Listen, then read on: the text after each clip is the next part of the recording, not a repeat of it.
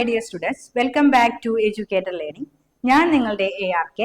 ഞാൻ നിങ്ങൾക്ക് limits and കണ്ടിന്യൂറ്റിയിലെ രണ്ട് ഇമ്പോർട്ടന്റ് ആയിട്ടുള്ള ക്വസ്റ്റ്യൻ ആ ഭാഗത്ത് നിന്നും ചോദിച്ചിട്ടുള്ള രണ്ട് ക്വസ്റ്റ്യൻ ഡിസ്കസ് ചെയ്യാൻ വേണ്ടിയിട്ടാണ് വന്നിട്ടുള്ളത്. ആ ക്വസ്റ്റ്യൻസ് ഒക്കെ ഇടയ്ക്കിടയ്ക്ക് ചോദിക്കാറുണ്ട്.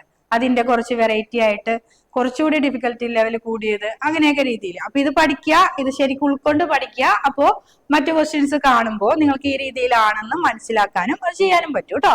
അപ്പൊ നോക്കാം, ആദ്യത്തെ ക്വസ്റ്റ്യൻ നോക്കാം. നോക്കിക്കേ, limit x tending to 0 sin 5x divided by sin 3x sin 5x divided by sin 3x. അപ്പൊ ഇവിടെ നമ്മൾ യൂസ് ചെയ്യേണ്ട ലിമിറ്റ് എന്ന് പറയുന്നത്, ഇത് ഒത്തിരി ക്വസ്റ്റ്യൻ കഴിഞ്ഞ 2024 ഒക്കെ ഒത്തിരി ക്വസ്റ്റ്യൻസ് വന്നിട്ടുണ്ട്. ഇതിന്റെ കുറച്ചുകൂടി ഡിഫിക്കൽട്ടി ലെവൽ കൂടിയതും പ്രതീക്ഷിക്കണം. ഇതാണ് അവിടെ യൂസ് ചെയ്യുന്ന ലിമിറ്റ് x ടെൻഡിങ് ടു 0. ഏതാന്ന് പറയാമോ? ഏതാ limit? sin x by x equal to 1. ഈ ലിമിറ്റ് ആണ് നമ്മൾ ഇതിനെ ഇങ്ങനെ ഇത്തരത്തിലുള്ള ക്വസ്റ്റ്യൻസ് ചെയ്യാൻ വേണ്ടി യൂസ് ചെയ്യുന്നത്. അപ്പൊ sin x by x ആണെങ്കിൽ 1 ആണ്. അപ്പൊ ഇവിടെ sin 5x ആണ്.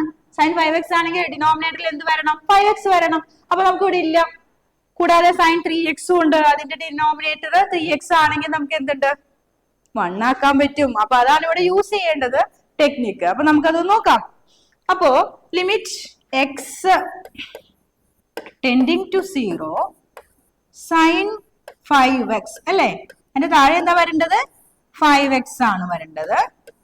Divided by limit x tending to 0 sin 3x by 3x ആണ് വരേണ്ടത് അല്ലേ? അപ്പൊ ഇവിടെ ഇല്ലാത്തതുകൊണ്ട് നമ്മൾ ഇവിടെ ചേർത്ത് കൊടുത്തു. അപ്പൊ 5x മാത്രമായിട്ട് 5x by 3x എന്നുള്ളത് ഇടാൻ പാടുണ്ടോ? അപ്പൊ നമുക്കിത് കോമ്പൻസേറ്റ് ചെയ്യാൻ വേണ്ടിയിട്ട് ഇവിടെ ഒരു 3യും ഇവിടെ ഒരു 5, അതായത് 15x ആണ് നമ്മൾ ശരിക്കും ചെയ്തു കൊടുത്തിരിക്കുന്നത്. ഡിനോമിനേറ്ററിൽ sin 5xന്റെ താഴെയും sin 3xന്റെ താഴെയും കൊടുത്തിരിക്കുന്നത്. അപ്പൊ നമുക്ക് എന്താ കിട്ടുക?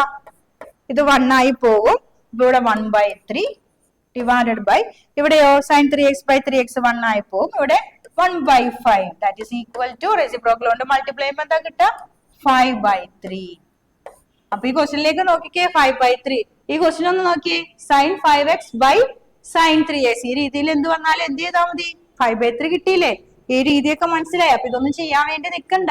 കണ്ടോ? 5/3 എന്നങ്ങ് എഴുതിയാൽ മതി. ഓക്കെ, ഇവിടെ 7ഓ 12ഓ എന്തായാലും 7/12 ആ രീതിയിൽ വരും. അപ്പൊ അത് നോക്കുക. ഓക്കെ, മനസ്സിലായല്ലോ? sin x by x എന്നുള്ള ഈ ലിമിറ്റ് അപ്ലൈ ചെയ്യുന്ന ടൈപ്പ് ക്വസ്റ്റ്യൻസ് വരാറുണ്ട് കേട്ടോ. അടുത്ത ക്വസ്റ്റ്യനിലേക്ക് പോകാം.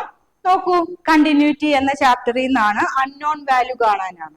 അപ്പൊ നോക്കുക, if a continuous function f is defined as f of x equal to ax plus 1 if x less than 1 and x square plus 7 x greater than or equal to 2 then the value of a. യുടെ value കാണേണ്ടത്.